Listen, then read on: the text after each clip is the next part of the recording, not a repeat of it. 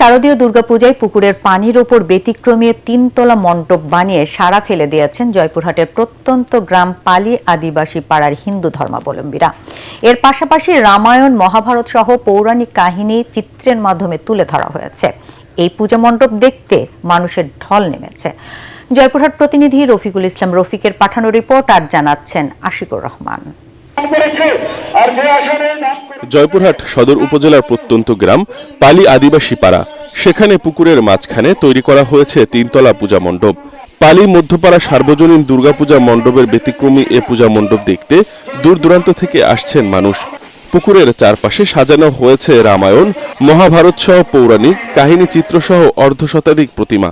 এখানে পুকুরের মধ্যে 3 তলা একটা মন্দির, এখানে অনেক সুন্দর, এরকম দৃশ্য আর কোথাও দেখা যায় না। এটাই প্রথম দেখলাম, এর থেকে যেন আরো সুন্দর হয় প্রতি বছর। আমরা আশা করি এর থেকে ভালো হলে আমরা আবার আসবো দেখতে। পরিবার সহ এই পূজা দেখতে আসছি, তা আসলে দেখে খুব ভালো লাগলো।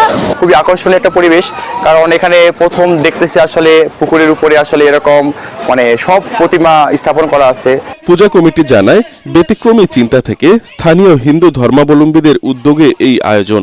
সত্য, ত্রেতা, দাপর, কলি, এই 4 যুগের আমাদের ধর্মের যত আছে সব এখানে তুলে দিচ্ছি। যেমন আমাদের আদি মাতা কে, আদি পিতা কে, এবং আমাদের সনাতন ধর্মের যে 10টা অবতার, সে 10টা অবতারকেও আমরা এখানে তুলে ধরছি।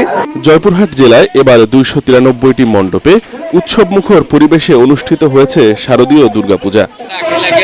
Bureau report, ATN Bangla.